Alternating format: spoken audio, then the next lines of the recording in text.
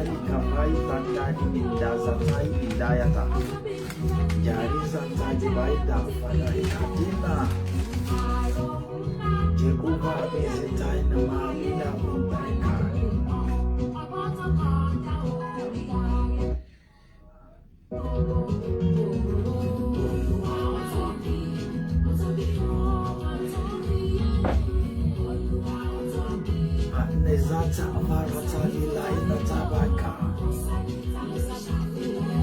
Children of God, let us bless the name of Almighty God. This is another week. This is another glorious week that God have already blessed that week for His children to receive their blessing, to be victorious on this earth. Let us bless the name of Almighty God right now. Hallelujah, the Sanda Malaya. Bí ẹ ṣe ń wọlé sínú ìrìn àjò prógrámù yìí. Ẹni àkọ́kọ́ tó kọ́kọ́ wọlé yìí, bí ọ̀run ti sọ fún mi kí n ṣe ní ọ̀sẹ̀ yìí wọ́n ní kí n dárúkọ. Látòní lọ, ìgbé ayé yín ò tún gbé nínú ìkorò mọ́. Lórúkọ Jésù. Látòní gbogbo ẹni tó bá ń bá yín ṣàmì gan gbé ayé wọn ò ní gbé nínú ìkorò. Lórúkọ Jésù. Gbogbo ẹkún àárọ̀ ọ̀sán àṣálẹ́ kéèyàn dánìkan wà lójú kan kéèyàn máa mọ ibi tó ń lọ àti ibi tó dá dúró dé kírìn àjò ìpọ́njú kó máa báyọ̀ rìnrìn àjò ó dópin bẹ́ẹ̀ nínú ayé yín lórúkọ Jésù. Gbogbo ìrìn àjò Sátánì ẹkún Sátánì láàárọ̀ lọ́sàn-án láṣálẹ́ nínú ayé yín ó dópin pátápátá. Bẹ́ẹ̀ ti wọnú prógrámù yìí ìrìn àjò ìsọjí yìí lónìí ọ̀run ní kí n máa súre lónìí fún àwọn tí wọ́n ní ògo ọ̀sẹ̀ yìí wípé ẹ̀yin ni ẹni àkọ́kọ́ ẹ̀yin ni àkọ́kọ́ fún ológo ọ̀sẹ̀ yìí àwọn tó kọ́kọ́ wọ prógrámù yìí tó dẹ̀ ń ṣí ìrìn àjò ìsọjí àgbàyanu yìí lọ́wọ́lọ́wọ́ ẹ̀mí mímọ́ ní kí n máa sọ wípé lórúkọ Bàbá tọmọ tẹ̀mí mímọ́ ìkorò jáde láyé yín ìpọ́njú jáde àgbàná jáde àṣetì jáde àìríná jáde lára yín gbogbo ẹkún ìkọ̀kọ̀ ó dópin pátápátá lórúkọ Jésù bí àwọn áńgẹ́lì yẹn ṣe ń sọ ẹ máa yìn bẹ́ẹ̀ ni àwọn áńgẹ́lì yẹn sọ bẹ́ẹ̀ ni wọ́n sọ lọ́wọ́lọ́wọ́ ma lera tanzakin dauli bindaita yina sabi Jehovah sandili la afanda sundai by kadaya. How many people can praise the name of Almighty God that can tell him that I thank you? God wants to see the way you can thank him today, that you can bless his holy name, that you can give him glory. You can thank the name of Almighty God. How many people that you can think deeply in your heart that God always bless you with his spirit every day to live on this earth. If you know that you are the one that God bless you to live on this earth with peace, continue to praise the Almighty God. Bless his holy name. Give him worship because he's sovereign God. Worship the Almighty God. Emmanuel, we glorify you. We glorify you. Nizakanaya, Lion of Judah, we glorify your holy name. Ìyìn yá Ọlọ́run tó ń gbàdúrà, ó yá máa fi ògo fún Ọlọ́run tó ń gbàdúrà. Ọlọ́run ẹ̀mí mímọ́ tó ń gbàdúrà, fi ògo fún. The Spirit of God will fill your house right now. We fill my body, we enter my life, we enter your body. As we will be praying in one accord today, the Spirit of the Lord will dwell in your house. He will dwell in your life. We live with you right now. You understand that the Spirit of God Almighty will be will descend into our midst right now. Let us worship the name of Almighty God right now. And let us glorify his holy name. Yara sandali kinafa. Olúwa tó tóbi tó lágbára. Ọlọ́run tí kì í ṣàìsàn. Ọlọ́run tí kì í ṣàìsàn, ọba tí kì í kú tí kì í tí a lè wí lè ṣe ó yá fi ògo fún máa yìn máa ra tazati líkà Àyìn Ọlọ́run agbé ọ̀gá. 99, this is Perfect Miracle Week 18. We are going to 21. Ìyá Natala náà Olúwa ti bẹ̀rẹ̀ àwọn iṣẹ́ ìyanu kan tó ti bẹ̀rẹ̀ sí ní ṣe. Èyí náà ti na Ọlọ́run Olódùmarè tí ẹ náà máa pẹ̀lú lónìí bí ọ̀run ṣe ń sọ fún mi láti jẹ́ kó ní ìjẹ́rìí ńlá sínú ìrìn àjò ìsọjí yìí. Èyí ni tá à ń ṣe lórí afẹ́fẹ́ yìí fún iṣẹ́ Olódùmarè. Yọtí Natana Ikenaya. When your heart is heavy and it struggle to see blessing, lean on the words of praise from the Bible or listen to the inspirational praising songs that God will now make that your heart that is heavy to be surrounded by his angels, and you will feel his spirit inside you, and he will now send destiny helper to you. You will not be the same anymore. He will send destiny helper to you and bless you and make you happy. Psalm 34, 1-4. I will bless the Lord at all the times. His praise shall continually be in my mouth. My soul shall make a boast in the Lord. The humble shall hear thereof and be glad. Oh, magnify the Lord with me, and let us exalt his name together. I sought the Lord, and he heard me, and delivered me from all my fears. Gbogbo ẹ̀rù tó ń bà ẹ́, èyí ni tó bá ti yin Ọlọ́run ní àyè tó wà yẹn, àwọn ìjà ńlá, all the fears, all the sickness, all the poverty life, all the distress life, all promise and failed life, God Almighty will now put an end to it and make you to be prosperous on this earth, because you are chosen one. You are his son, you are his daughter. God loves you so much. When you give him that worship, he will now dwell in you. He will live inside you. He will now send destiny helper to you. Now, humble yourself in the presence of God. When you can humble yourself, you receive your glory already. You receive your perfect healing already. Humble yourself and be praising him every day.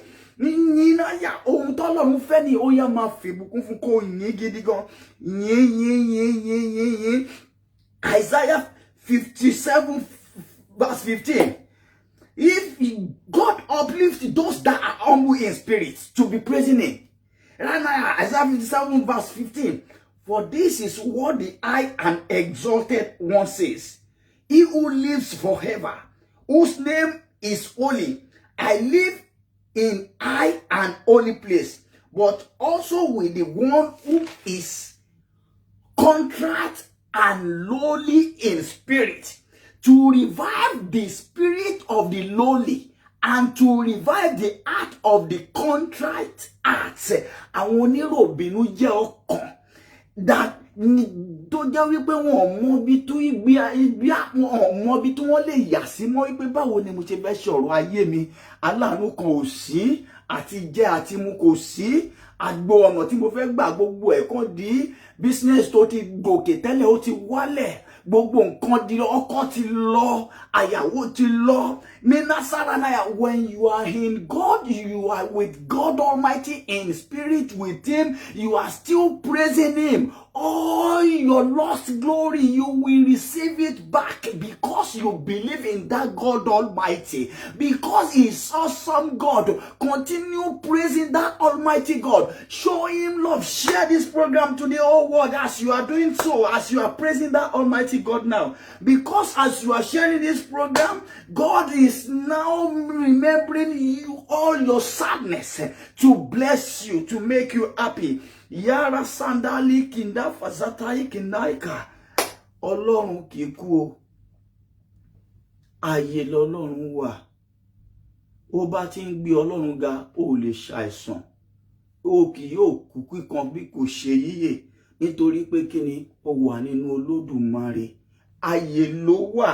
Ìwọ náà wà láàyè. Dúró lórí àpáta yẹn gidi gan. Wò Marazati láìkàdà. Lẹ́ni wo ọ̀run bá mi sọ̀rọ̀ kan láti ṣe ìwòsàn lèmi fún èmi àti rẹ fún àwọn ohun tí ó ń ṣẹlẹ̀ nínú ayé yìí, nínú ayé ẹnì kọ̀ọ̀kan. Wo sórí ohun tí ayé ń gbé kalẹ̀ sínú ìgbé ayé ẹnì kọ̀ọ̀kan nínú gbogbo àgbáyé lọ́wọ́lọ́wọ́, nínú ìdílé kọ̀ọ̀kan, ó ní ó ní ọlọ́pàá òkùnkùn tó máa arrest ènìyàn. Òun ló máa ń jẹ́ wípé a lọ fìyàn pamọ́ níbi tó bá yẹ kó ti pàdé olóore, a gbé ènìyàn pamọ́. Ayé ò ní rí ènìyàn, a gbé àmì kórìíra sí ènìyàn, wọn ò ní rí ènìyàn, wọn á gbé àmì àìsàn sí ènìyàn lára, àìsàn yẹn ló máa fẹ́ pa ènìyàn, wọn á gbé àmì pọ́njú lásì èèyàn á máa ṣàlẹ̀ jẹ́ kiri nítorí pé kíni ọlọ́pàá òkùnkùn ni. Tó bá ti arrest ènìyàn, Ọlọ́run nìkan ló lè sá lọ bá. Tó bá ti jókòó síwájú Olódùmarè, ọ̀run á dẹ̀ tú ẹ sílẹ̀. Wo marakudi nda sadai ni tai da fada isi lebanaika wo lo achazai gbogbo bó ṣe ń ṣí à prógrámù yìí fún gbogbo àgbáyé lọ́wọ́lọ́wọ́ tó dẹ̀ ń wá sí ìrìn àjò yìí lónìí, Olúwa yóò gbà ọ́ lọ́wọ́ ọlọ́pàá òkùnkùn lórúkọ Jésù. Olúwa yóò gbà ọ́ lọ́wọ́ ọlọ́pàá òkùnkùn. Olúwa yóò gbà mí lọ́wọ́ ọlọ́pàá òkùnkùn. Olúwa yóò gbà ọ́ lọ́wọ́ ọlọ́pàá òkùnkùn. Olúwa yóò gbà mí lọ́wọ́ ọlọ́pàá òkùnkùn. Ó yá máa tọrọ ìdáríjì ẹ̀ṣẹ̀ ọ̀nà tó ti ṣẹ̀ Ọlọ́run àbí ìrandíran ló ṣẹ̀ Ọlọ́run, èyí tí ò fi jẹ́ kó jẹ́ kí Jésù jókòó yẹn, tọ́lọ́pàá òkùnkùn yẹn ò fi lọ nínú ayé ẹ for 10 years, 20 years, 30 years, 40 years. Èèyàn sì wà bákan náà pé kò lọ́mọ, ó sì wà bákan náà pé ò láya, ó sì wà bákan náà pé ò níyàwó, ó sì wà bákan náà ò níwèé gbélú. Ó dẹ̀ ti ń lo 10 years nínú òyìnbó, ó ń lo 15 years, 30 years, 14 years, ó sì ń rìn kiri kò tí ì síwèé gbélú. Ọlọ́pàá òkùnkùn ló arrest ènìyàn. Tọ́lọ́pàá òkùnkùn bá ti arrest ènìyàn, èèyàn máa béèrè ohun kan títí èèyàn ò ní rí gbà nítorí pé kiri èèyàn ti ń gbégbèjì ayé ẹ̀ṣẹ̀. Ó mọ Ọlọ́run yìn dáadáa, ó tún lọ ń gbàdúrà kéèyàn kú nígbà tó yẹ kó kọ́kọ́ yin Ọlọ́run. Bó ṣe yin Ọlọ́run, ọ̀tá ẹ̀ ló máa kú. Bó ṣe ń gbé Ọlọ́run ga yẹn, á dẹ̀ fọwọ́ rẹ̀ ṣe rẹ̀. Bẹ́ẹ̀ ni àwọn Ọlọ́run sọ lọ́wọ́lọ́wọ́. Ohun tọ́lọ́run fi hàn mí nìyẹn wípé báwọn ènìyàn mi sọ̀rọ̀ nípa ọlọ́pàá òkùnkùn tó máa arrest ìdílé, tó máa arrest ẹbí, tó máa arrest orílẹ̀-èdè, tí gbogbo orílẹ̀-èdè èèyàn á dẹ̀ mú gbogbo orílẹ̀-èdè. Ọlọ́pàá òkùnkùn satanic police nina salaya in your house will be out. God Almighty will fight for you and set you free from this satanic police. God Almighty will set me free from this satanic police. God Almighty rena sana ba ikida tó bá jẹ́ ṣẹ̀ ní ọ̀run máa dáríjì o. Kó tú àwọn ọmọ rẹ̀ sílẹ̀, tú wọn sílẹ̀, máa dáríjì wọn, máa dáríjì wọn, máa dáríjì wọn. Ọlọ́run tó ga máa dáríjì, máa dáríjì, máa dáríjì, máa dáríjì, máa dáríjì, máa dáríjì, máa dáríjì. Ayara sunda okila ni sinda bataya kan. Ó yá sọ fún Ọlọ́run lọ́wọ́lọ́wọ́. Àgbàdua ìfúnra rẹ̀. Olúwa gbà mí lọ́wọ́ arógo ṣáájú ológo. Òun ń pè ní àwọn ọlọ́pàá òkùnkùn àkọ́kọ́ nìyẹn nínú ayé. Arógo ṣáájú ológo, the person that will see your glory before you are born. You know, before Jesus Christ was born, they've already been prophesying about Jesus Christ, that someone is coming that will be the king of Jews. Before Moses was born, they've been prophesying about the son, one son, which is going to be Moses, that would deliver the Israelites from the hands of Egyptians, from the hands of Pharaoh. You know, there's going to be a prophecy. All visionaries, they are in spirit, they will see it, they will prophesy. As they are prophesying about it, the satanic police always have seen it. He will be looking for one way or the other to arrest that glorious person, because you are carrying a perfect miracle, a perfect glorious glory. Because you are carrying that. That's why you are facing solving that problem. That's why everywhere you be, they hate you here, they hate you there, they don't like you. Nítorí ògo tó wà lára ẹni. Iná tàràdàyà. Nítorí ẹ̀ láàrin gbogbo ènìyàn ó lè lọ máa sọ nǹkan tí ó yẹ kó bẹ̀ sí ní bínú sí gbogbo ènìyàn. Tí ó jẹ́ kó lọ́mọ láyé kó bẹ̀ sí ní jà. Nítorí ògo tó wà lára ẹni. Ó lè wà níbi iṣẹ́ kí wọ́n dẹ̀ wẹ̀ sùsùsùsùsù nítorí kí wọ́n dẹ̀ fà ìjábọ̀ sílẹ̀. Ìwọ dẹ̀ ní gbogbo nǹkan tó bá ti ń sọ òun dẹ̀ ní ọ̀nà. Wọ́n á dẹ̀ ní wípé kò fẹ́ gbọ́ wọn lé ẹ kúrò ńbẹ̀. Wọ́n á dún nítorí wọ́n sàkí ẹ nítorí ògo ẹni. Ọlọ́pàá òkùnkùn ló ń ṣiṣẹ́ yẹn. Tó o bá ti múra kó gba Jésù ló dúró lórí àpáta ayérayé yẹn. Ọlọ́pàá òkùnkùn á borí. Ọlọ́pàá òkùnkùn ò ní borí ẹ̀. Máa ṣàmì ọlọ́pàá òkùnkùn ò ní borí ẹ̀. Olúwa o lónìí. Gbà mí lọ́wọ́ arógo ṣáájú ológo. Gbà mí lọ́wọ́ arógo ṣáájú ológo. Sọ fọ́lọ́run Olúwa gbà mí lọ́wọ́ arógo ṣáájú ológo. Ẹ̀mí mímọ́ o gbà mí lọ́wọ́ arógo ṣáájú ológo. Àgbàdúrà yìí gbà àgbà gidi Olúwa gbà mí. Ẹ̀mí mímọ́ gbà mí. Ẹ̀mí mímọ́ gbà mí. Ẹ̀mí mímọ́ gbà mí lọ́wọ́ arógo ṣáájú ológo. Olúwa gbà mí. Wò kò sí ìjọ tó dé. Kò sí ibi tó ti ń ṣẹ̀sìn. Maybe you are Muslim, maybe you are Christian, maybe you are another worship. They will see you before you are born that one son, one daughter is coming. His glory is, or our glory is gonna be like this, like this, like this. And satanic police is there as well. They will be saying, hey, we will allow this one to happen. They will decide that if you don't careful, that person will not be able to use that glory. Yara Sandalaya. It might because you don't be at the right place at the right time to be doing the will of God. When you are doing the will of God, you will use your glory. Another person will not use your glory. Yara Sandabai Kindaya. Nítorí ẹni mo ṣe ní kó gbàdúrà. Come on, the children of God. Yana, don't be an ingrate. Share this program to the whole world. Let them hear this message. It's not for only as you are sharing it. You are helping others. You are helping your family. You are helping your children. You are helping your children to come. You are helping your neighbor. As you are helping your neighbor, God will not show you mercy. He will show you favor wherever you be. Mercy of the Lord as you are sharing in this program. Mercy of the Lord, favor of the Lord will be with you. In the mighty name of Jesus. Oh, grass and the mic and God, deliver me from the enemy that seen my glory before I was born. Olúwa gbà mí lọ́wọ́ ọ̀tá arógo ṣáájú ológo kọ́ tó ti rógo yìí kọ́ tó bí mi. Olúwa gbà mí lọ́wọ́ ẹ̀. Fi àánú rẹ̀ gbà mí. Ẹ̀mí mímọ́ o, fàánú rẹ̀ gbà mí. Olúwa fàánú rẹ̀ gbà mí. Sọ fọ́lọ́run Olúwa fàánú rẹ̀ gbà mí. Fàánú rẹ̀ tú mi sílẹ̀ lọ́wọ́ ẹ̀. Wò sórí arógo ṣáájú ológo. Tọ́n bá ti ń wẹ̀ fún ẹ, á wà ńbẹ̀. Á dẹ̀ máa rẹ́rìn. Á dẹ̀ máa rẹ́rìn. Nígbà tó kéré, toro wà ní òhò lágbára òde mọ̀. Ó lè jóun ló wẹ̀. Ó lè jóun kò sí nǹkan tí ibi tí ò kí ń wà. Mara Sunday la kashanda sandabaya. Before Jesus was born, there was a message that there will be a born baby boy that's going to be calling the King of Jews. All the prophets, they've told Herod, Matthew 2:16. Then Herod, when he saw, go and read that Matthew from verse 1 to 16. Read it very well.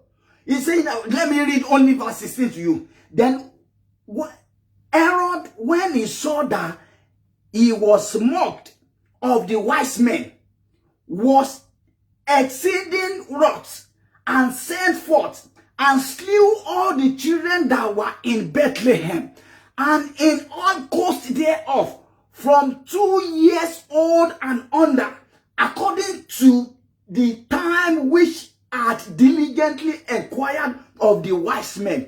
Nígbà tí àwọn òmòye mẹ́ta ìtàn lọ bá wípé níbo ni King of the Jews tó máa ti bí, níbo ló máa wà, tó gbọ́ wípé ọmọ tó ti sọ nípa èyí òun ló dé yìí, ta lọ́ba tó tún fẹ́ jù mí lọ, kò sí nínú ayé yìí, wàá rí àwọn kan tí wọn ẹni tí ò lógo tó ẹ, òun ló máa lépa ògo ẹ láti fẹ́ pa ẹ, láti fẹ́ gbẹ̀mí ẹ, láti fẹ́ sọ ẹ́ di ẹrú, láti fẹ́ gbé àìsàn sí ẹ lára. Tó o bá ti múra dáadáa nínú Olúwa kó o gbàgbára láti borí lọ́wọ́ ọ̀tá arógo ṣáájú ológo yìí, ó máa wọ àwọn ọmọ tí wọn ráyè súnmọ́ Ọlọ́run tó ṣe fẹ́ Ọlọ́run, àwọn náà forí fà tó mọ nǹkan kan nípa t'Olódùmarè. Àwọn ọmọ kéékèèké yẹn Hẹ́rọ́dù dẹ̀ ni wípé ẹ lọ pa àwọn ọmọ kéékèèké gbogbo wọn, wọ́n dẹ̀ pa gbogbo wọn. Àwọn ológo ni wọ́n o, ṣùgbọ́n wọn ò mọ Ọlọ́run. Bí wọn náà ṣe mọ Ọlọ́run tẹ́rù ń bà ẹ́, táyà ẹ̀ ń já, ó mọ dídúpẹ́ Olódùmarè. Bó bá ń dúpẹ́ lọ́dọ̀ Olódùmarè, wàá máa borí ọ̀tá ẹ ní gbogbo ọ̀nà, wàá sì máa ṣẹ́gun. Wo ó máa gbọ́ Yorùbá yìí, nígbà tí Hẹ́rọ́dù rí pé ó di ẹni ìtànjẹ, ó expect pé kí wọ́n wá padà wá bá òun. He expect them to come and tẹ́ bá ti rí Jésù yẹn, tẹ́ bá ti rí ọmọ yẹn, ẹ padà wá bá mi nítorí ó fẹ́ lọ pa ni. Wo ológo bí ikú kó ṣàìsàn, bí ọkọ ọ̀run kó bẹ̀rẹ̀ sí ní bàsùn lójú ran, bí ọkọ obìnrin ọ̀run kó bẹ̀rẹ̀ sí wá bàsùn lójú ran. Bó dẹ̀ ṣe ń bàsùn nínú ilé a máa gbóná, ní àjọ a máa gbóná, lá máa bàjẹ́ nítorí pé kíni kò ní Jésù. Ó yá sọ f'Ọlọ́run, Olúwa o, gbà mí lọ́wọ́ arógo ṣáájú ológo tó fẹ́ gbẹ̀mí mi. Olúwa gbà mí lọ́wọ́ arógo ṣáájú ológo tó fẹ́ gbẹ̀mí mi. Olúwa gbà mí. Olúwa yóò gbà ọ́ bí o ti ń gbàdúrà yìí tó dẹ̀ ń ṣàmì. Olúwa yóò gbà ọ́ lọ́wọ́ arógo ṣáájú ológo tó fẹ́ gbẹ̀mí rẹ̀. Wọ́n fẹ́ gbẹ̀mí Jésù o. Jésù ní àtàsàdà. Àwọn ọ̀run ló dìde nítorí pé ó dúró lórí àpáta ayérayé yẹn, kò jẹ́ kẹ́sẹ̀ rẹ̀ kó yẹ̀ láti ọ̀run wá. Ó dúró lórí àpáta ayérayé yẹn, má jẹ́ kẹ́sẹ̀ rẹ̀ kó yẹ̀. Ó rosamata ikinaya. Ó sọ f'Ọlọ́run, oúnjẹ wo ni mo jẹ tó mú ogun ìfàsẹ́yìn báyé mi tí mo wá ń gbé bí ẹrú? Olúwa fi iná ẹ̀mí mímọ́ rẹ̀ fi ti jáde lára mi, fi ti jáde lára mi. Fi iná ẹ̀mí mímọ́ rẹ̀ fi ti jáde lára àwọn ọmọ rẹ̀, fi ti jáde, fi ti jáde, fi ti jáde. Aṣọ òkùnkùn wo láyé wọ̀ fún mi lójú oorun, lójú ayé, tí mo fi ń ṣiṣẹ́ ní tí mo fi ń ṣiṣẹ́ níwájú aláàánú, tí mo fi ń ṣiṣẹ́ níwájú aláàánú. Jẹ́ aṣọ òkùnkùn wo láyé wọ̀ fún mi, aṣọ òkùnkùn wo láyé wọ̀ fún ọ tó fi ń ṣiṣẹ́ níwájú aláàánú, níwájú olóore, níwájú áńgẹ́lì rẹ̀. Aṣọ òkùnkùn yẹn ọ̀run dáná sun lónìí. Iná wọnú ẹ̀, iná wọnú ẹ̀, iná wọnú ẹ̀, iná wọnú ẹ̀, iná Olúwa wọnú ẹ̀, iná Olúwa jó, iná Olúwa jó. Ya rasamba takadari rabundai sin laika dasanaba kandaya. Psalm 24 verse 7 to 10 says, lift up your heads, O ye gates, and be lift up ye everlasting doors, and the King of glory shall come in. King of glory shall dwell in your life right now. He will heal you. He will heal your body. He will heal your land. He will lose all the satanic chain in your life. He will set you free from the bondage of Satan today. He will set you free from the bondage of Satan today. Mira Sanamaya, God will win your battle for you. Yara Sandai Kindasanaya. He said, who is this King of glory? The Lord mighty in battle. Lift up your heads, O ye gates, and lift up ye everlasting doors.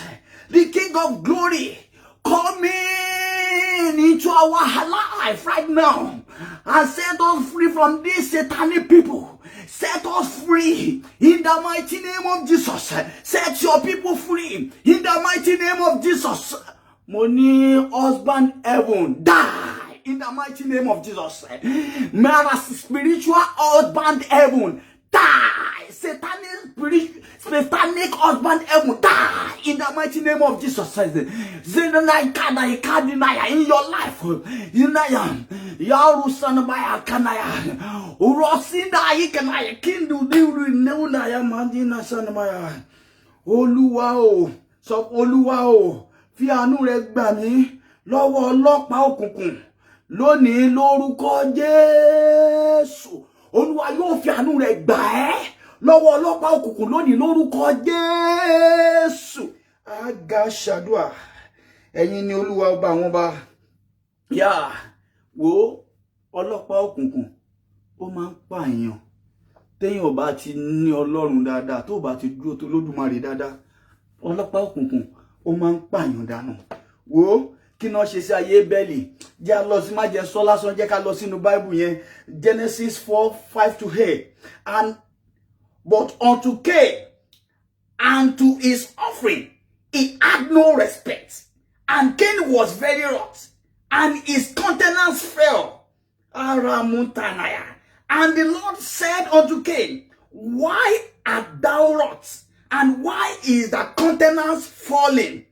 If thou doest well, shall thou not be accepted? Nítorí ẹbọ ọpẹ́ tí Kéènì mú lọ síwájú Ọlọ́run, ẹbọ ọpẹ́ ẹ̀kọ́ tí ò dá yára sá tó mú lọ síwájú wo àwọn kan wà ohun tí bí tí wọ́n ti mọ Ọlọ́run dé àwọn ò mọ Ọlọ́run ohun tó wà nínú wọn tó máa ń ṣe wọn lógo wọn níràwọ̀ kankan tó bá ti dúró dáadáa kó múra dáadáa wọ́n máa ń pààyàn ní láti fi ènìyàn ṣe àtẹ̀gùn wọnú ògo ó gbọ́dọ̀ máa gbọ́. And if thou doest not well, sin lieth at your door. Ẹ̀ṣẹ̀ ó wà lẹ́nu ọ̀nà rẹ. Yara bunda sindai kidaya kadaya. And unto thee shall be his desire, and thou shalt rule over him. And Cain talked with Abel his brother, and it came to pass, when they were in the field, that Cain rose up against Abel his brother and slew him. Ó sì dìde pẹ̀lú ẹ̀, ó sì pa. Ó sì dìde pẹ̀lú ẹ̀, ó sì pa.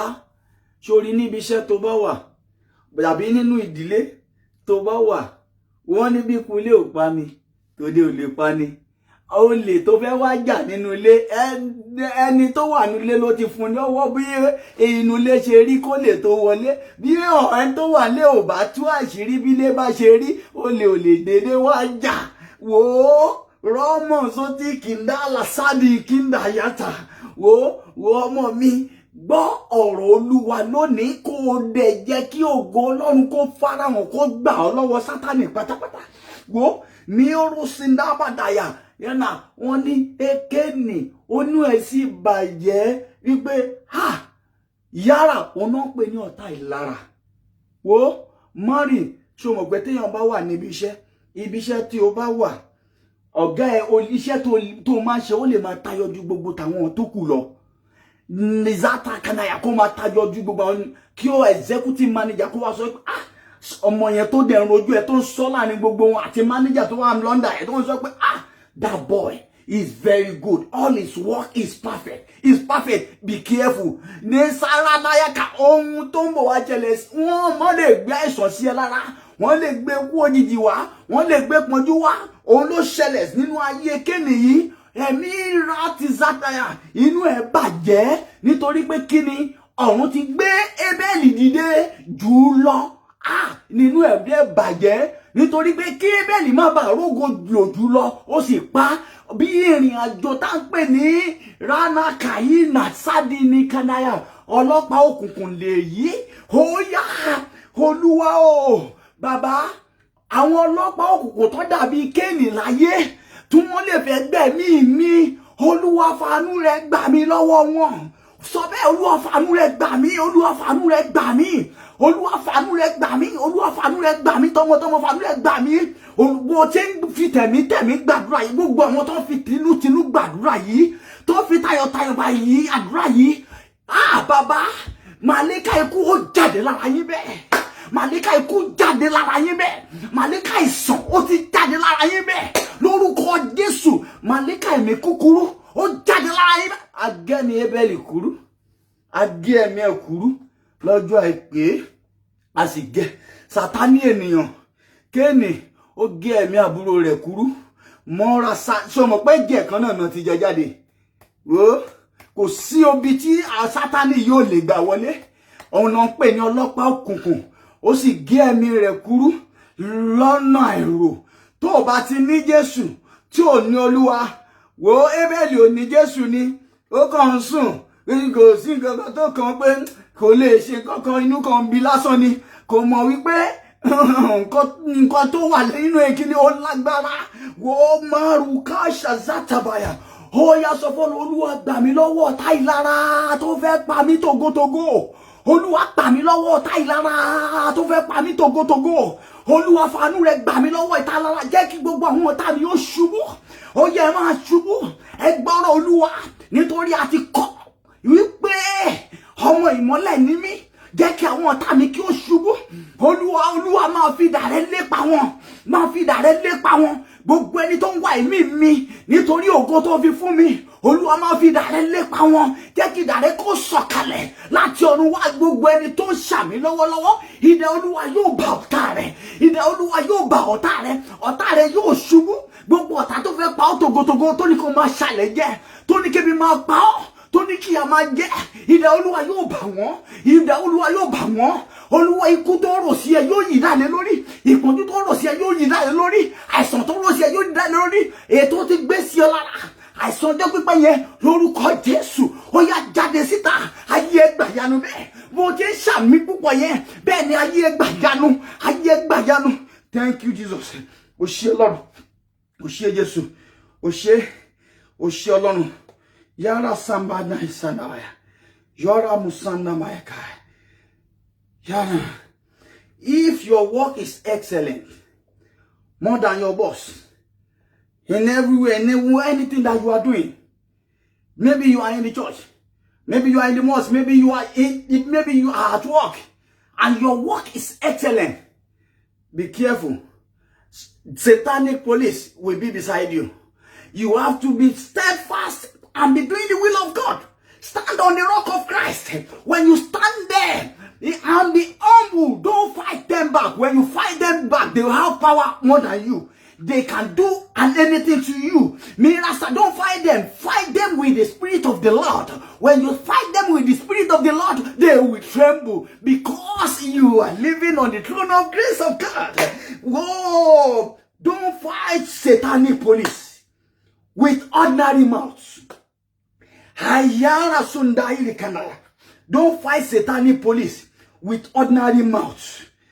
Shadrach, Meshach, and Abednego, they did not fight satanic police with ordinary mouths.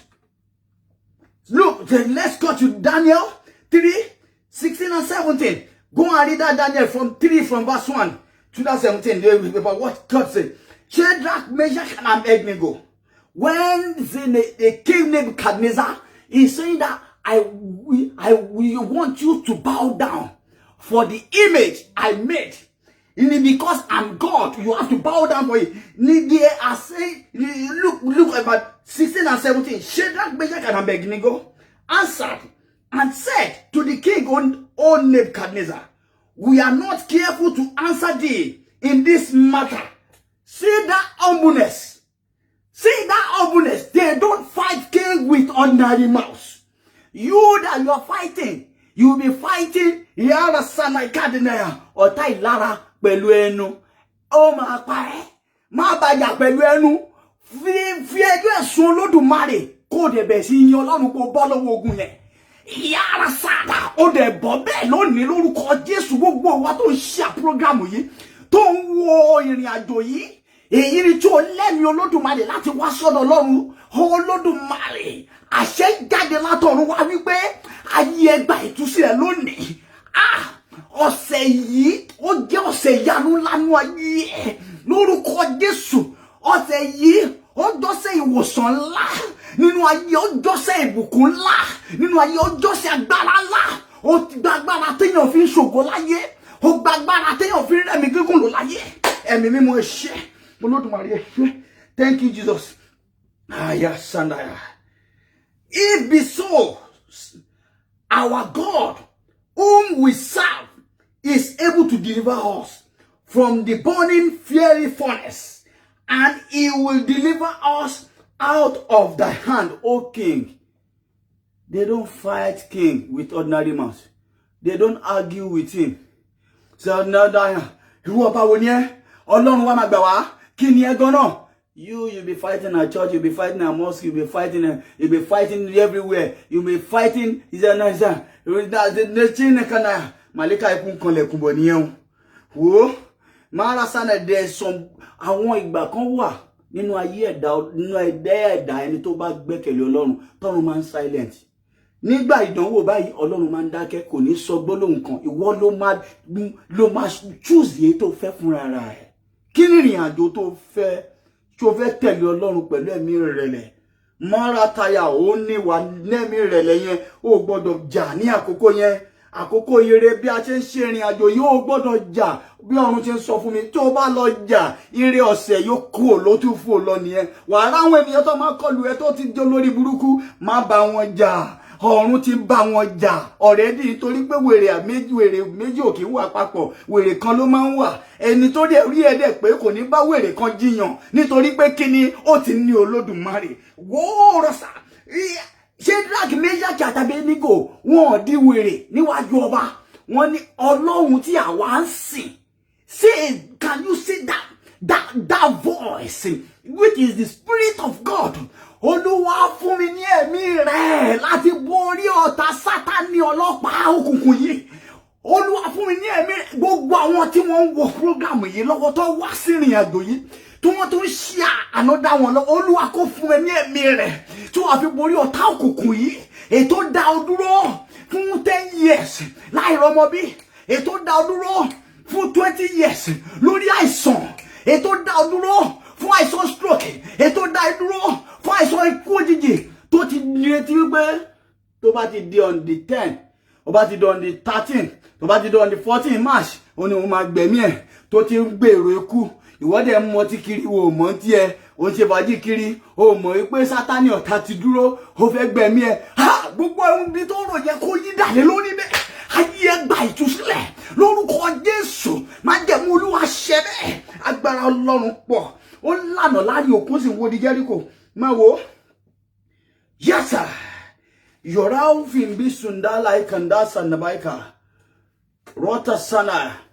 Bible says that they bound Shadrach, Meshach, and Abednego. They bound them with their cloth. They bound them. What happened? They said, the Bible says, the flame fire, which is Daniel 3:21.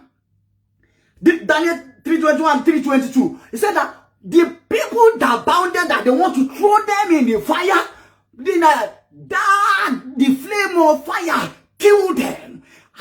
Ọlọ́run, gbogbo ọ̀tá tó fẹ́ gbé ọ sínú inú ayé, kó máa jó ọ tọmọtọmọ, tó fẹ́ gbé ọ sínú òkùnkùn ayé, kó máa jó ọ tọmọtọmọ.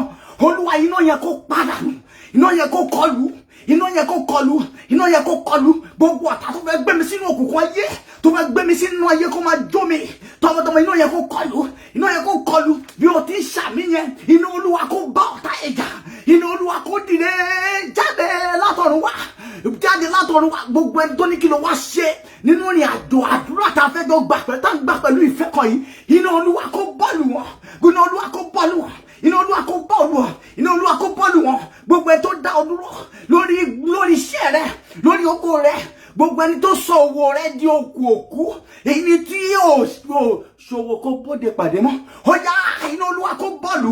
Gbogbo ẹni tó fẹ́ gbẹ̀mí ẹ lójijì, iná Olúwa kó bọ́ọ̀lù. Gbogbo ẹni tó jẹ́ kó rọ́mọ gbẹ́jọ́, gbogbo ẹni tó jẹ́ kó láyà, gbogbo ẹni tó jẹ́ pé tó bá ti láyà lẹ́nìí, aya yẹn máa lọ ni. Gbogbo ẹni tó jẹ́ pé tó bá ti lọ́kọ lẹ́nìí, ọkọ yẹn máa lọ ni. Bó ti wo program yìí sẹ́, ó ti ní testimony ayọ̀, ó yá ìtúsílẹ̀ ọ̀hún dé, àjẹ́ Ọlọ́run balẹ̀, ó yá gbàyanu. Ó rí bẹ́ẹ̀, Jésù ló wà. Ọlọ́run tó dá, tó ṣe ìyanu nínú ayé Shadrach, Meshach àti Abednego. Yára Sandaya. Daniel 3:22 yẹn, Maru Sandaika.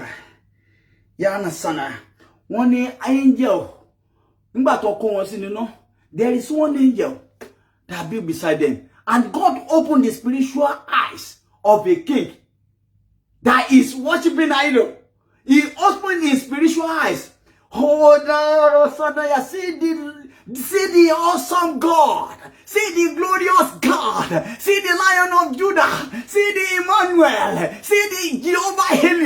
See the Jehovah Elohim. See the Jehovah Elohim. How the right of God walk miraculously for those that believe in him and bow down for to be doing his will. We're saying, glorious God, thank you, thank you, thank you. We bless you because you've healed your people, because you've set them free from the bondage of Satan, because they are chosen ones, because their glory will shine, because your glory will shine as from today, because your glory will shine, because your glory will shine, because God will elevate your destiny, because God will set you free from this bondage of Satan. Thank you, Jesus. Thank you, Jesus. Thank you, Jesus. Daniel 3:28. A whole king. When they said that the fourth person, the king is now saying that he's like the Son of God. You know, they've been talking about the Jesus Christ before he was born. Can you see that message? They've seen it. Onon pe ni arogo ṣáájú ológo. Wo ṣọ́ra. Ọmọ mi. Wo mara sundaika.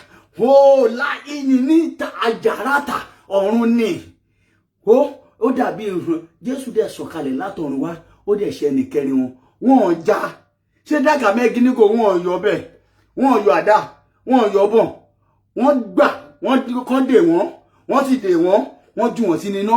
Áńgẹ́lì Olúwa dẹ̀ sọ̀kalẹ̀, which is Jésù. Nínú ipò tó wà yìí, Jésù ti sọ̀kalẹ̀ sínú agbára rẹ̀. Ó ti bẹ̀ sí wò ẹ́ sàn. Èyí tó bá ti jẹ́wọ́ Jésù ní Olúwa tó olùgbàlà rẹ̀, tó gbàgbọ́ wípé òun ló máa sìn títí ọjọ́ ayé ẹ̀ láti tẹ̀lé. Ipò òní bójúwẹ̀ òní ṣòrìṣà òní sí ohun èrè tí kò lójú tí kò lè sọ̀rọ̀. Ipò ti rẹ́yìn láti tẹ̀lé. Ó ti wò ẹ́ sàn. Ó ti mú ẹ lára dá. Ó dẹ̀ ṣèwòsàn lára ẹ bẹ́ẹ̀ yẹn. Ó ṣèwòsàn. Ó ṣèwòsàn. Jésù máa ṣèwòsàn. Lára àwọn ọmọ rẹ̀ máa ṣèwòsàn. Máa ṣèwòsàn. Máa ṣèwòsàn. Máa ṣèwòsàn. Máa ṣèwòsàn. Máa ṣèwòsàn. Máa ṣèwòsàn. Máa ṣèmúláadá. Lọ́wọ́lọ́wọ́ máa ṣèwòsàn. Lórí ayé mi, lórí ayé rẹ̀. Olúwa kó máa ṣèwòsàn. Olúwa ìrànlọ́wọ́ ńlá kó máa dìde fún ọ̀nà ọ̀sẹ̀ yìí. Àánú Olúwa kó máa dìde. Ọba ayé yóò ṣàánú ẹ̀. King of this earth will help you. Rather, president of this earth will help you. Governors of this earth will help you. God will send destiny helper to you. God will send destiny helper to me and you. Our glory will shine. Our God will radiate his blessing into our destiny. In the mighty name of Jesus. Thank you. That Daniel 3:28 is now saying something. Nebuchadnezzar said and spake and said, blessed be the God of Shadrach, Meshach, and Abednego, who has sent his angel and delivered his servant that trusted in him, and have changed the king's word and yielded their bodies that they might not serve nor worship any God except their own God. Wọ́n gbọ́dọ̀ sin Ọlọ́run. Odidi ọba wa ń pàṣẹ. Shadrach, Meshach, and Abednego wá di ọ̀rẹ́ ọba. Mara sanaika kí l'Ọlọ́run ò lè ṣe. Ó ti borí ọ̀tá rẹ̀ látòní lọ. Wá wá di ọ̀rẹ́ ọba. You will become a friend of governor. You will become a friend of governor. You will become a friend of minister. You will become the of director general. In the mighty name of Jesus. Wá borí ọ̀tá rẹ̀. Lórúkọ Jésù. Daniel 3:29. Therefore I make a decree that every people, nation, and language which speak anything amiss against this God of Shadrach, Meshach, and Abednego shall be cut in pieces, and their houses shall be made a dunghill. Kara Sundala Naika Naika. He now command the whole nation because of 3 people.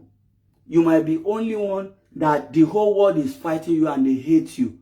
And because God wants to do a new thing in your life, that's why you are facing that problem. That's why you are facing that affliction.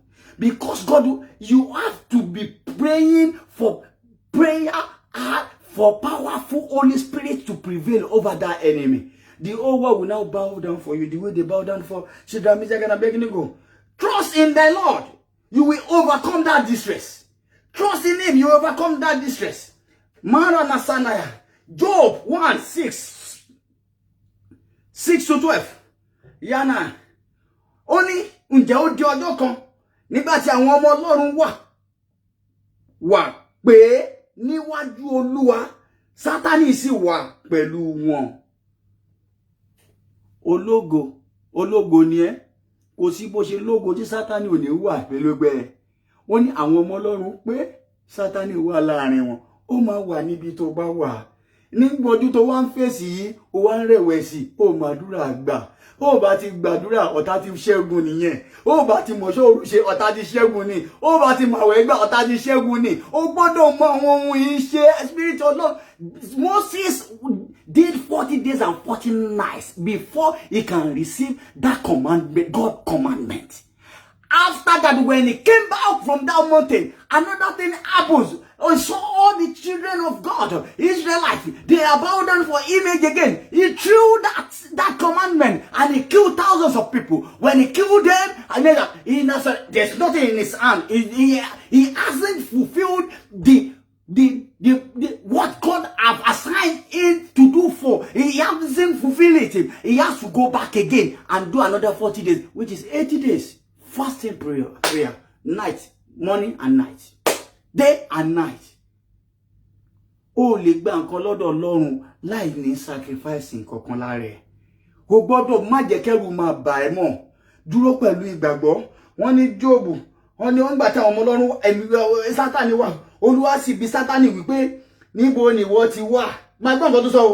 Nígbà náà ni Sátánì dá Olúwa lóhùn wípé ní ìlọsíwá sẹ́yìn lórí ilẹ̀ ayé àti ní ìrìnkèrúdò nínú rẹ̀. Ìyẹn ni wípé gbogbo ilé tó wà ní ayé pátápátá ni Sátánì máa ń bójú wò.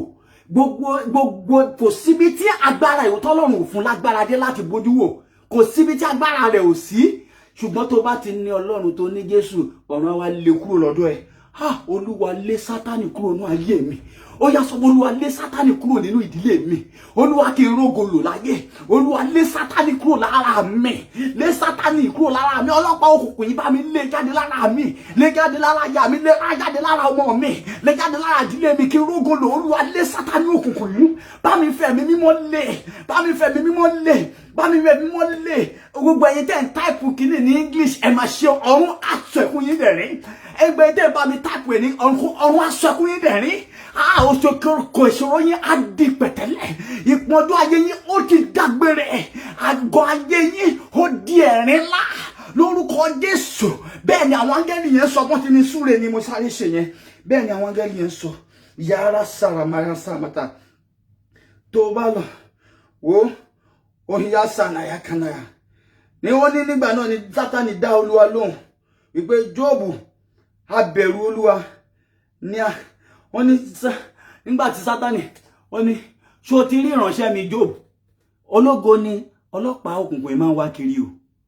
Kò kí ń wẹ́ tí ológo o. Ó ti rí Job bó ṣe rìn déédéé níwájú Ọlọ́run tó ń ṣèfẹ́ Olódùmarè. Ọlọ́run wá sọ wípé ṣó ti rí Job ìránṣẹ́ mi, ọmọ dáadáa bó ṣe ń ṣe dáadáa níwájú rẹ̀. Gbọ́n nǹkan tí Sátánì wí. Number 9, verse 9. Nígbà náà ni Sátánì dá lóhùn Olúwa lóhùn wípé Jóòbù á bẹ̀rù Olúwa ní asán bí?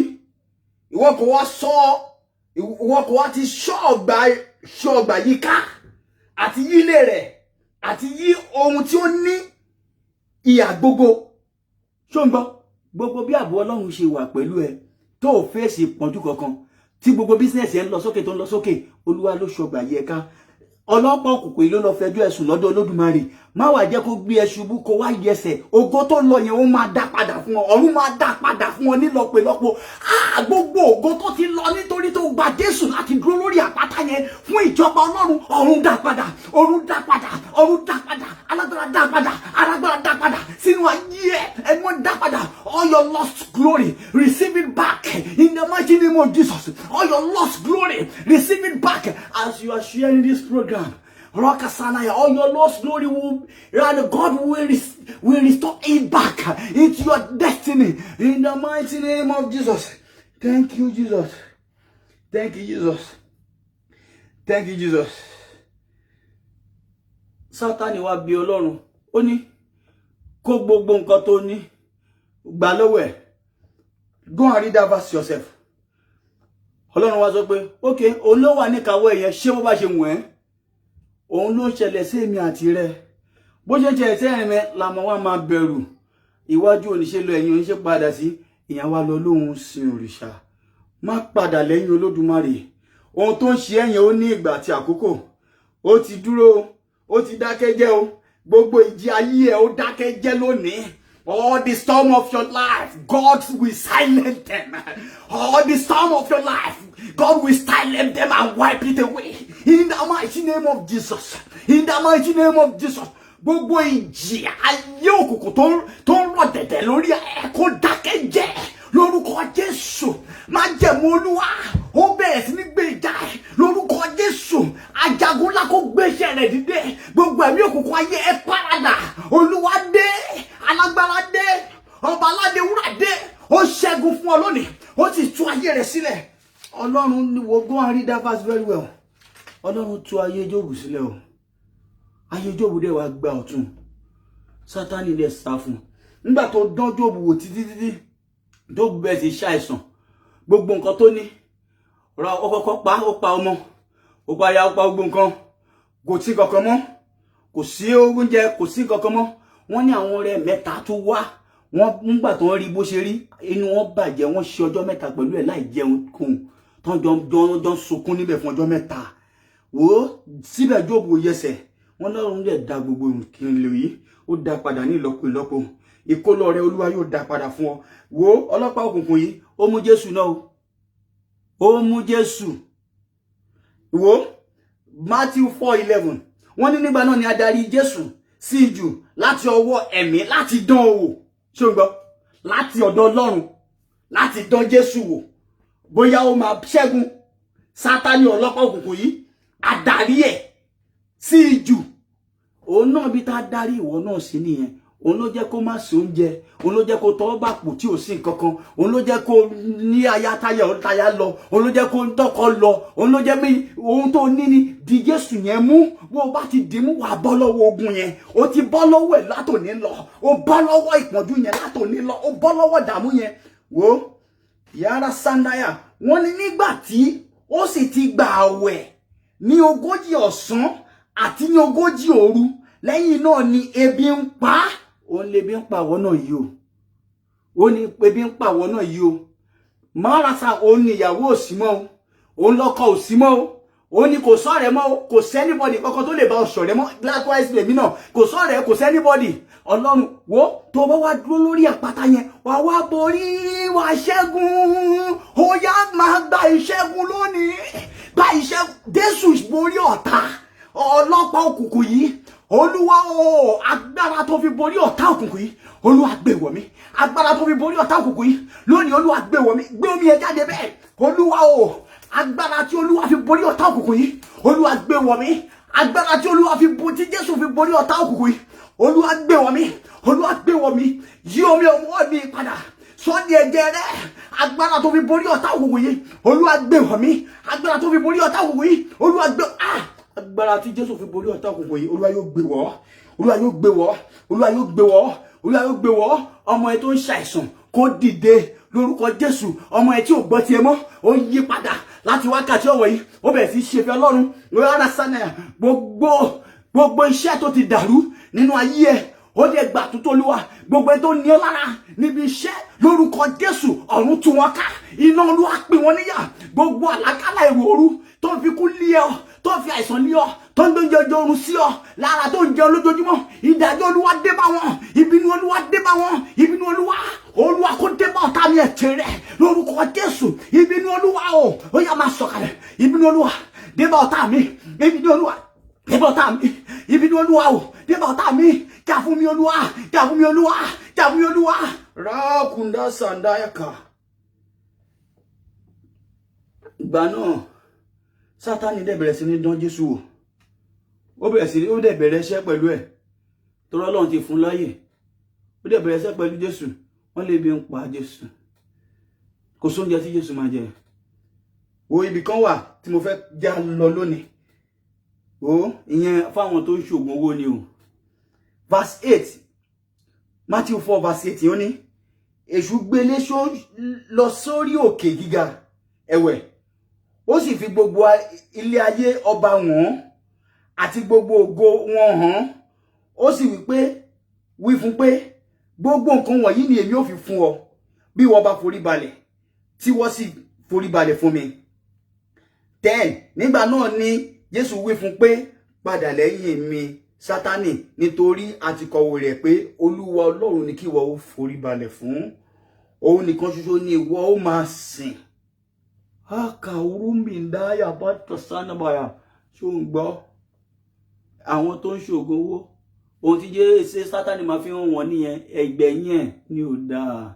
Òun ló máa fi gbogbo ayé hàn, ó máa ní jeep, ó máa ní plane, ó máa ní kinní kan, ṣùgbọ́n ó máa gba ìdàkejì lára ẹ̀. Òun ni Jésù wá borí wípé ó ní padà lẹ́yìn mi. Wọ́n náà sọ fún Sátánì lẹ́nìí, padà lẹ́yìn mi, nítorí a ti kọ́ wípé Olúwa nìkan ni kí èmi kí ó máa forí balẹ̀ fún. Padà lẹ́yìn mi Sátánì, sọ fọ́lọ́run, Olúwa bá mi lé Sátánì jìnnà nínú ilé mi, lé Sátánì jìnnà nínú ayé mi, ọlọ́pàá òkùnkùn yìí bá mi lé jìnnà, ẹ̀mí mímọ́ lé, ẹ̀mí mímọ́ lé, ẹ̀mí mímọ́ lé, ẹ̀mí mímọ́ lé, ẹ̀mí mímọ́ lé, alágbára lé, ẹ̀mí mímọ́ lé, ẹ̀mí mímọ́ lé, alágbára lé, ọlọ́pàá òkùnkùn yìí, Olúwa bá mi lé, Olúwa bá mi lé dànù, Olúwa bá mi lé, fẹ̀mí mímọ́ lé, jà fún mi Olúwa, jà fún mi Olúwa, mi ò lọ́lọ́run mìíràn, ìwọ nìkan mo gbójúlé, jà fún mi, Olúwa jà fún ọ, Olúwa jà fún ọ, ẹ̀mí wa jà fún ọ, ẹ̀mí wa jà fún ọ, alágbára jà fún ọ, Jésù jà fún ọ, Jésù jà fún ọ, Jésù jà fún ọ, Jésù jà fún ọ. Ọlọ́run sandai kanaya. Olúwa, Olúwa, Olúwa fi àánú gbà mí lọ́wọ́ ọlọ́pàá òkùnkùn yìí pátápátá. Ó yá sọ bẹ́ẹ̀ fọ́lọ́run, Olúwa fi àánú rẹ̀ gbà mí lọ́wọ́ ọlọ́pàá òkùnkùn yìí pátápátá látòní lọ. Fi àánú rẹ̀ gbà mí, fi àánú rẹ̀ gbà mí, fi àánú rẹ̀ gbà mí lọ́wọ́ ọlọ́pàá òkùnkùn yìí látòní lọ. Olúwa fi àánú rẹ̀ gbà mí, fi àánú rẹ̀ gbèjà mí lọ́wọ́ ọ̀tá òkùnkùn tó máa ń pa ènìyàn. Wo Nábótì, ọlọ́pàá òkùnkùn ló pa Nábótì o. Wọ́n lọ parọ́ mọ́ lóhun tó ṣe tí ó mọwọ́ tí ó mẹsẹ̀. Marukumba Sandai Kanaya tó bá lọ ka 1 Kings 21:1-16. Wọ́n náà wọn méjì kan wọ́n sì jẹ́rìí pa nígbàtí Nábótì tí Máàkù mí táyà. Wọ́n sọ fún mi kẹsànà ìkadàláyà ní Áhábù sọ fún Nábótì, wá fún mi lọ́gbà àjàrà rẹ̀ nǹkan Nábótì, ṣùgbọ́n kò ń gbàdúrà, ọ̀lẹ ni, kò mọ Ọlọ́run, ó lọ ń bàjà. Ohun tí a sọ pé ò gbọdọ̀ jà, kò wá lọ fẹjọ́ ẹ̀sọ́ ó lọ ń bàjà. Báwo mo ṣe máa fún ẹ nílẹ̀ mi, báwo mo ṣe máa fún ẹ ní nǹkan mi. Ó sì lọ bá ọba jiyàn, inú ẹ̀ bàjẹ́, ìyàwó ẹ̀ sọ pé má wọ́rì Jésíbẹ́lì, má wọ́rì, ṣé Nábótì ni wàá gbá ọgbà àjàrà ẹ̀ sìn. Wọ́n dẹ̀ lọ pàdánù. Àwọn méjì wọ́n lọ jẹ́rìí papọ̀ bu Ọlọ́run, ó dẹ̀ bu ọba. Wọ́n sì sọ lókúta pa, wọ́n sọ lókúta pa, òkúta náà fi pàdánù, wọ́n pàdánù. Mara ogun ẹ̀ṣẹ̀ wà ń kénu lẹ̀ látà tí ọ̀run tí wọ́n ti pa. Wò má jẹ́ kó go ẹ sunkúnnu lẹ̀ nígbà tí Yàrá Sanai aláìlógo tó máa wá ba ògo ẹ jẹ́, wàá ṣe máa sunkún, ìyẹn wúlò mọ́. Wò sọ fọ́lọ́run, ààyè ni mo fẹ́ lò, jẹ́wọ́ ara rẹ, ọ̀run o, látòní lọ fún mi lẹ́mí rẹ tí wọ́n fi máa borí gbogbo ìbápàdé nínú Sátánì òkú. Sórí kò síbi téèyàn ń lọ láyé tó bá ti lógo. Bó kúrò ní Áfíríkà tó lọ sí Amẹ́ríkà, tó lọ sí Washington, sí United Kingdom, tó lọ ibikíbi tó bá lọ láyé tó bá ti lógo, kò sí ní ọlọ́pàá òkùnkùn àwọn òkùnkùn kan á máa tẹ̀lé ẹ̀. Wọ́n wà ńbẹ̀. Kò síbi tó wọ́n wà ńbẹ̀. Wọ́n wà ńbẹ̀. Bó kò síbi tó dé láyé, ọlọ́pàá òkùnkùn yẹn á máa wà ńbẹ̀. Wọ́n á máa tẹ̀lé ẹ kiri. Ṣùgbọ́n Mara Sadayaba dini ta dali na salkenda ekaba yẹ̀rọ fàzáyì tìǹda. Ó yá sọ fọ́lọ́run, Olúwa fún mi lágbára láti borí gbogbo ìbápàdé ọlọ́pàá òkùnkùn tí mo bá ti ń pàdé ní gbogbo ìrìn àjò mi. Fún mi ní agbára, fún mi ní agbára, rọ̀ mi ní agbára, rọ̀ ọmọ mi ní agbára, rọ̀ aya mi ní agbára.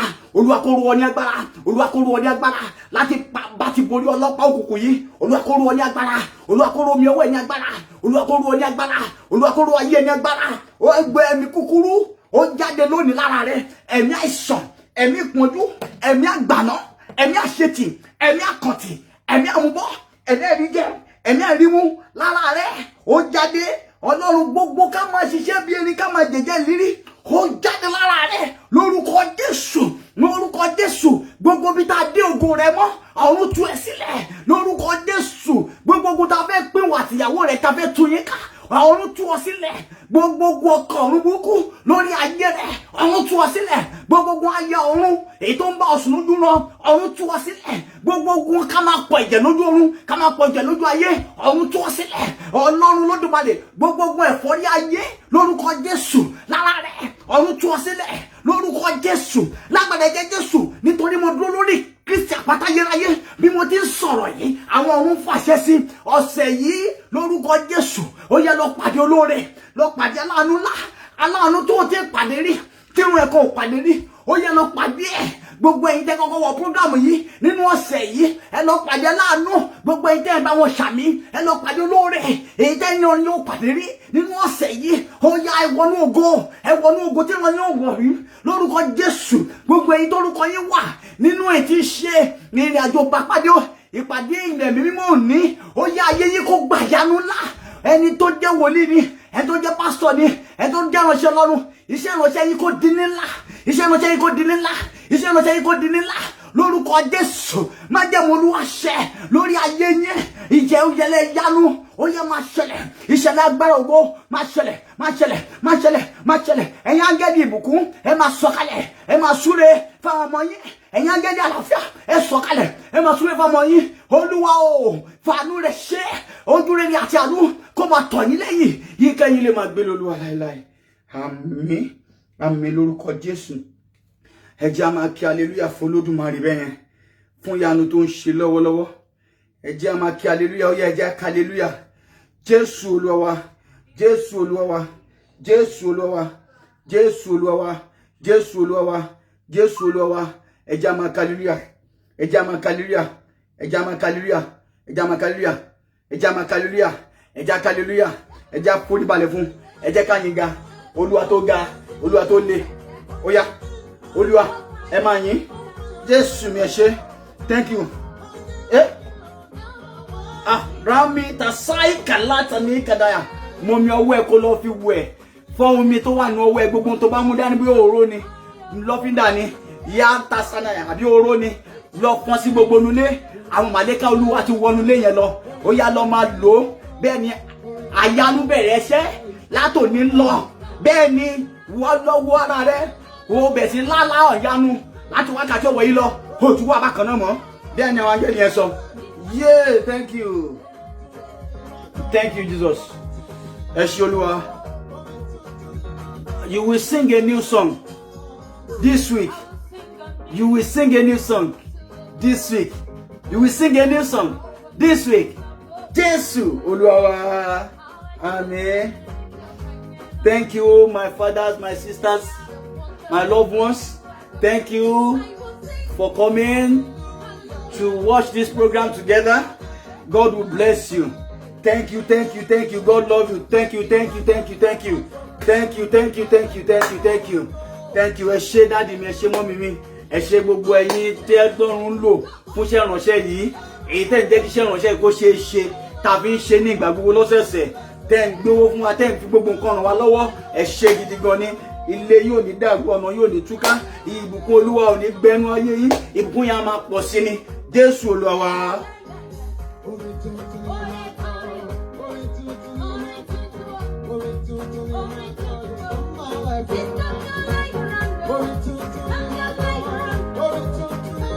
Show God love. Show him love.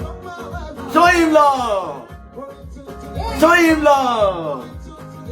Yeah.